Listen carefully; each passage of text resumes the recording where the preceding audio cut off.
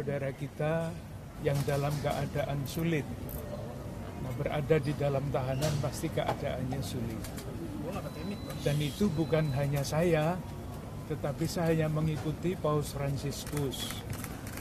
Coba kita lihat, kalau kenal dengan Paus Fransiskus, ketika masih sehat, kalau masa-masa Paskah begini, pada hari Kamis nanti, beliau selalu datang ke penjara. Selalu.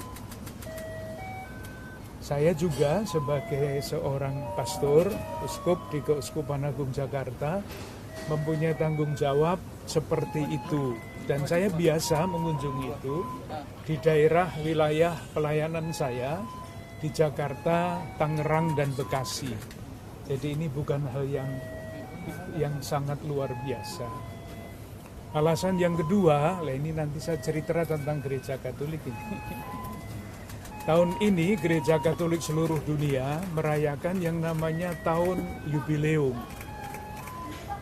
Judulnya adalah pengharapan, peziarah pengharapan. Kita semua adalah peziarah pengharapan, dan tadi Pak Hasto juga berbicara mengenai pengharapan itu.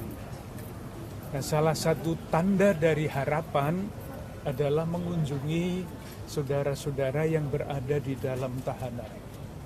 Itu alasan pastoral, alasan tanggung jawab saya sebagai uskup mengapa saya datang ke sini. Alasan pribadi ada. Pak Hasto itu rumahnya di Jalan Kaliurang di Gentang. Di depan rumahnya, di sebelah rumahnya itu ada lapangan sepak bola. Saya dulu tinggal di sana itu 16 tahun. Lebih 23 tahun tambah 7 malahan. Saya sering main sepak bola di lapangan itu. Jadi kurang lebih saya kenal dengan keluarganya, karena sesudah main sepak bola mampirnya ya ke rumahnya keluarganya Mas Hasto itu. Jadi ini bukan kenal sekarang saja, sudah lama saya kenal beliau. Itu alasan yang kedua, alasan yang pribadi. Tadi di dalam pembicaraan Mas Hasto merasa bahwa ini adalah masa untuk retret katanya. Jadi kata retret dipakai untuk memurnikan diri. Maka acaranya harian adalah pagi bangun, berdoa, doa-doa yang tidak sempat diucapkan pada waktu beliau masih aktif. Itu sekarang ada kesempatannya untuk mendoakannya secara lengkap. Membaca kitab suci, olahraga, menulis, berpikir, refleksi, diskusi, itu dilakukan di dalam tahanan ini bersama dengan teman-teman. Dan Mas Hasto sangat senang karena beliau hadir dapat membuat suasana di dalam rumah ini, rumah tahanan ini hidup. Jadi tidak suram tetapi hidup, gembira, karena saling mendukung di dalam keterbatasan. Kan tidak mudah ya mengartikan sesuatu yang tidak menyenangkan itu.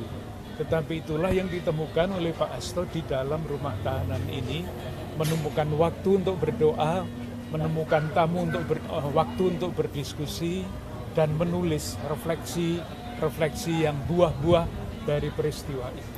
Pak, Bapak ada pesan khusus? Silakan Pak.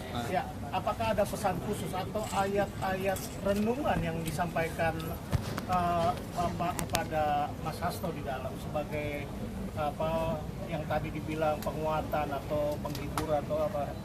Salah satu yang boleh dikatakan ekstrim adalah menjalankan puasa 3 hari 3 malam, tidak makan dan tidak minum. Itu sesuai dengan salah satu tokoh di dalam kitab suci yang namanya Esther. Heran kan, 3 hari 3 malam. Saya itu tidak makan setengah hari saja pusing. Itu satu. Yang kedua adalah doa. Tadi yang kami diskusikan adalah salah satu doa yang diceritakan di dalam Kisah Para Rasul. Jadi doanya itu disampaikan oleh jemaat yang sedang berada di dalam keadaan sulit. Nah, kalau biasa orang berada di dalam keadaan sulit itu kan minta dibebaskan ya dari dosa, dari kesulitan itu. Tapi di dalam doa itu umat yang mengalami kesulitan tidak minta dibebaskan. Karena semuanya didoakan dalam urut-urutan bahwa Tuhan itu mempunyai rancangan damai dan sejahtera. Apapun keadaannya, ujungnya ada di sana. Maka ketika doanya ditutup, yang dimohon itu bukan dibebaskan dari kesulitan, tetapi keberanian untuk terus mewartakan firman, dan itu berarti mewartakan kebenaran. Bapak, apakah ada disampaikan dari Mas Hasto bagaimana memaknai Prapaskah kali ini?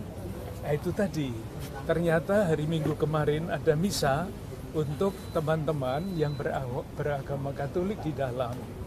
Maka tadi saya dititipi oleh Mas Sumaryanto itu daun palma ya. Ternyata di dalam sudah ada. Karena hari Minggu mereka merayakan Ekaristi bersama dengan Romo Sulistiati. Oke, makasih. Terima kasih. Terima kasih. Terima kasih, Pak.